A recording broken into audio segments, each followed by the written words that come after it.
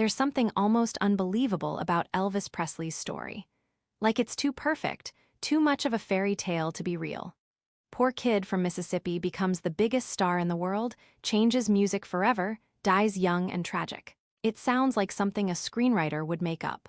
But it happened, and the reality of it is messier and stranger than any script could capture.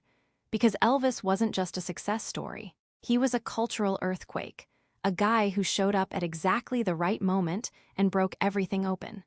And then, he spent the rest of his life trying to figure out what to do with what he'd created. He was born in 1935 in Tupelo, Mississippi, in a two-room house his father built.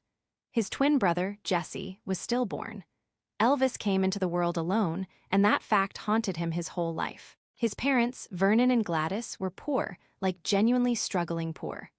Vernon worked odd jobs, got in trouble with the law, even spent time in prison for forging a check. Gladys was overprotective, smothering, devoted to Elvis in a way that shaped him permanently. They didn't have money, didn't have stability, but they had each other and they had church. The church was crucial. That's where Elvis first heard music that moved him, gospel music with its passion and emotion and raw spiritual intensity. He'd sit in services at the Assembly of God Church and absorb everything, the way the singers would lose themselves, the way the music could transport people. That sound got into his bones. So did the blues and country music he heard on the radio and in the black neighborhoods around Tupelo. He was soaking it all in, this kid who didn't have much of anything except an ear for music and a voice that was already something special. When he was 13, the family moved to Memphis, Tennessee, looking for better opportunities. They ended up in public housing, still poor, still struggling. Elvis was a shy kid, polite, close to his mother in a way that other kids thought was weird. He didn't fit in particularly well. He dressed differently, grew his hair longer, had this sensitivity about him that made him a target. But he had the music. He'd bring his guitar to school, play in the stairwells, sing for anyone who'd listen. After high school, he got a job driving a truck for an electrical company. Made $35 a week and gave most of it to his parents.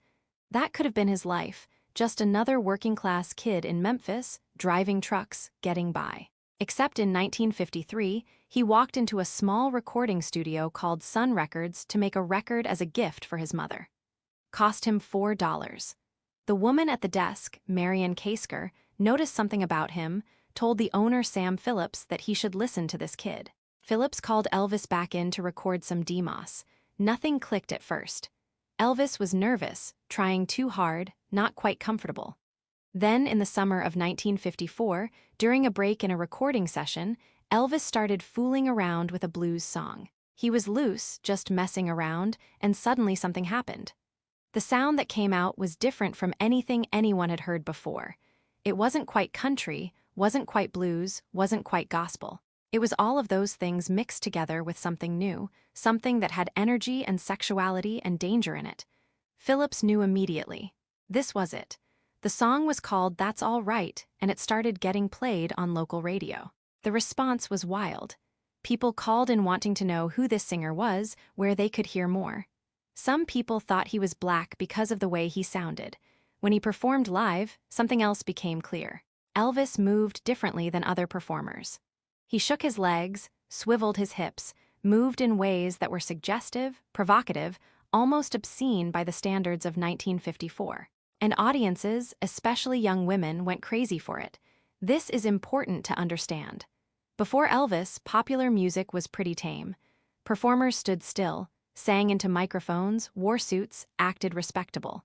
Rock and roll existed in some form, but it was segregated, kept separate.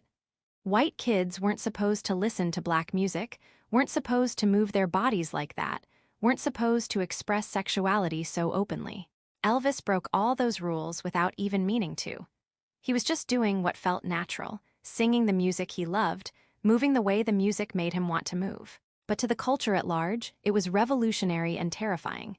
He started touring, playing shows across the South, building a following. The crowds got bigger, the reactions more intense. Girls screamed, fainted, rushed the stage. Parents and religious leaders were horrified. They saw Elvis as a threat to their children, to decency, to the moral order. Some places tried to ban him. A judge in Jacksonville told him if he moved like that on stage again, he'd be arrested. So Elvis performed standing completely still except for wiggling his little finger, and the crowd went insane anyway. He was learning that he had power, that he could make people lose control just by being himself. In 1955, his contract was sold to RCA Records for $35,000, which was a huge sum at the time. His new manager was a guy named Colonel Tom Parker, a former carnival worker with a genius for promotion and a willingness to exploit every opportunity. Parker saw dollar signs when he looked at Elvis, saw a product that could be sold to the masses. Their relationship would last until Elvis died, and it would make them both rich while also trapping Elvis in ways he didn't fully understand at the time. RCA put Elvis in proper studios with professional musicians and started releasing singles. Heartbreak Hotel came out in January 1956 and went to #1. Then he appeared on national television, on The Milton Berle Show, and performed with all that hip-shaking energy. The country lost its mind. Newspaper editorials condemned him, religious leaders called him vulgar, parents forbade their kids from listening to his records, which of course made him even more popular with teenagers who wanted something their parents hated. He appeared on The Ed Sullivan Show, the biggest variety show on television, and 70% of Americans with TVs watched. The producers were so worried about his movements that they only showed him from the waist up. It became one of the most famous moments in television history. Elvis was 21 years old and already the biggest star in America. Everything was happening so fast. The records, the concerts, the movies, the merchandise. He was everywhere all at once. The movies started in 1956 with Love Me Tender. Elvis couldn't really act, at least not at first, but he had charisma that translated to the screen. People wanted to see him, wanted to watch him move and sing. The films made money, so they kept making more. Over the next decade, he'd star in over 30 movies, most of them formulaic musicals where he played some variation of the same character, sang a bunch of songs, kissed the girl, and everything worked out fine. Some of them were decent, most were forgettable, but they made millions of dollars. Then in 1958, right at the peak of his fame, Elvis got drafted into the Army. He could have gotten out of it, found some exemption, but he and Parker decided he should serve. Maybe they thought it would make him more acceptable to mainstream America, prove he was a patriotic young man and not just a dangerous rebel. So Elvis went to Germany for 2 years, cut his hair, followed orders, tried to be a regular soldier. Except he wasn't regular. He was Elvis Presley, and the whole world was watching. While he was overseas, his mother died. Gladys had been struggling with hepatitis and substance issues, and her health deteriorated quickly. Elvis got emergency leave to come home, but she died before he could really say goodbye. He was devastated in a way that people said they'd never seen. He cried at her funeral like a child, inconsolable, destroyed. That loss changed something in him. His mother had been his anchor, the person he was closest to, and without her, he seemed untethered. When he came back from the Army in 1960, the world had changed a little. Rock and roll was still popular, but had gotten softer, more commercial. Elvis came back different too. He was more polished, less dangerous, more interested in being a mainstream entertainer than a rebel. The raw energy of his early performances had been smoothed down. He was still popular, still making hits, but something was gone. The 1960s were his movie years. He'd make 3 films a year, soundtrack albums to go with them, barely any live performances. The movies got worse and worse, the songs more generic. Elvis knew it too. He'd complain privately about the quality of the material, about how he wanted to do serious acting, how he was wasting his talent. But Parker kept him locked into these contracts, kept him making safe, profitable films instead of taking risks. And Elvis went along with it, collected his paychecks, stayed in Hollywood. He got married in 1967 to Priscilla Beaulieu, a woman he'd met in Germany when she was 14 and he was 24. They dated on and off for years while she finished school, then she moved into Graceland, his Memphis mansion, and eventually they married. It was a strange relationship from the start. Elvis was controlling, unfaithful, struggled with intimacy in certain ways. Priscilla was young, molded herself to fit what he wanted, put up with things no one should have to put up with. They had a daughter, Lisa Marie, in 1968, and for a moment it looked like maybe Elvis had found some stability. But by then, he was trapped. Trapped in bad movies, trapped in a career that felt stale, trapped in a management relationship with Parker that he didn't know how to escape from. And he was starting to rely more heavily on prescription drugs. Uppers to give him energy, downers to help him sleep, pills for everything. His doctor was giving him whatever he wanted, no questions asked. It was all legal, all prescribed, but it was still addiction. Then in 1968, something changed. NBC wanted to do a Christmas special with Elvis, and Parker was ready to have him sing carols in a sweater. But the people producing the special had a different vision. They wanted to remind America who Elvis had been, what had made him special. They put him in black leather, put him in front of a small audience, let him perform the way he used to. The '68 comeback special, as it became known, was electric. Elvis looked alive again, dangerous again, real again. He sang with passion, moved with energy, connected with the audience in a way he hadn't in years. The ratings were huge, the reviews incredible. Elvis was back. That led to a return to live performing. He started doing shows in Las Vegas in 1969, and they were spectacular at first. He was in good shape, vocally powerful, commanding the stage. The shows sold out, people came from all over the world to see him. For a few years, it felt like a genuine comeback. He was Elvis again, not just a movie star or a nostalgia act, but a vital, important performer.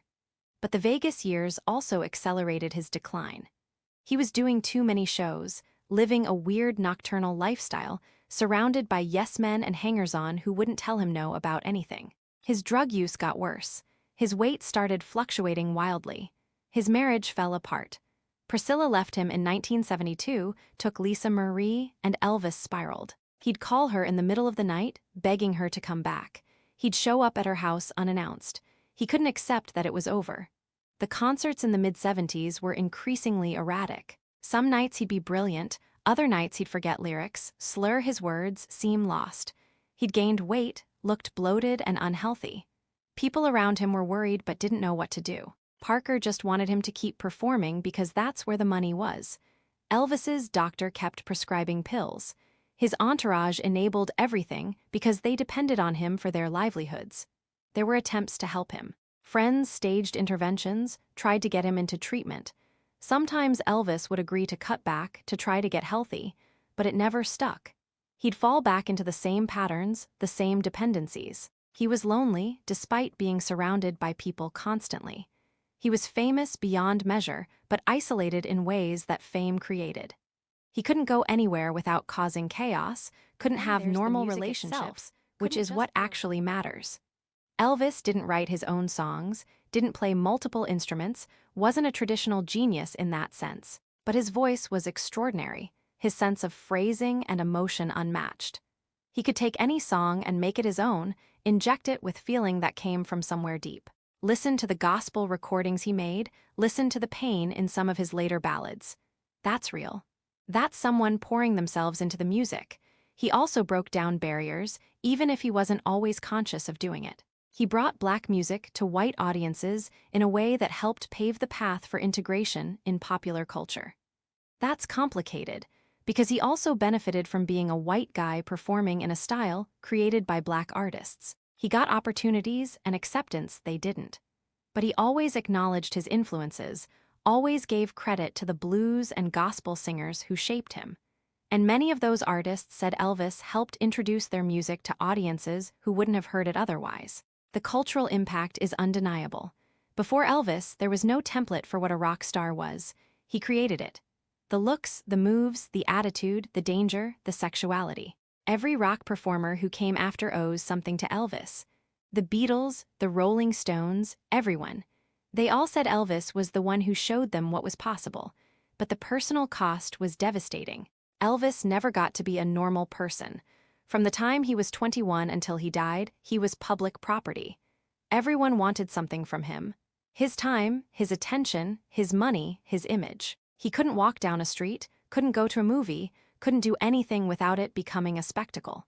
That kind of fame is a prison, and Elvis never escaped it. There's this image of Elvis in his final years, overweight and sweating through concerts in a white jumpsuit, barely able to remember lyrics. struggling to move. It's sad and uncomfortable, and it's what a lot of people think of when they think of late-period Elvis. But that's not the whole story either. Even in those final years, there were moments of brilliance.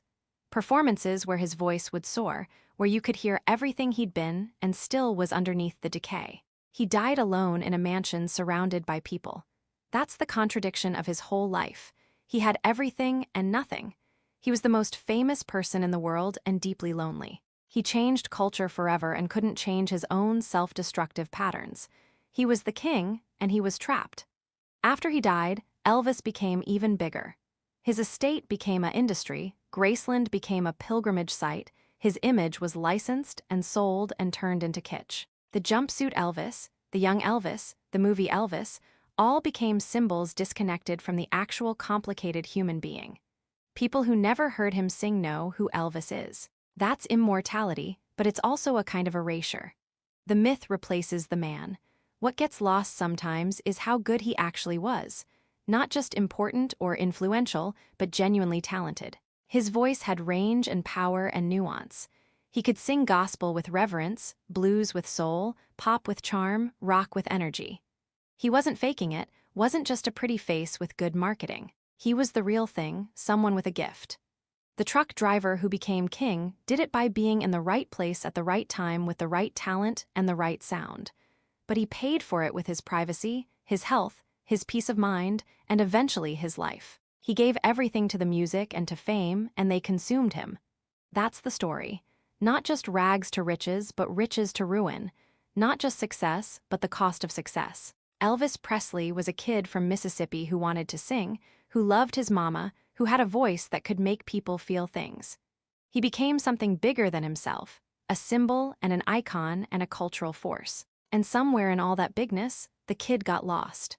The man who could have everything couldn't have the one thing he probably wanted most, which was just to be okay, to be happy, to be at peace. He never got there. But he left behind music that still matters, that still moves people, that still sounds alive 70 years later. Maybe that's enough. Maybe that's all any artist can hope for, to make something that outlasts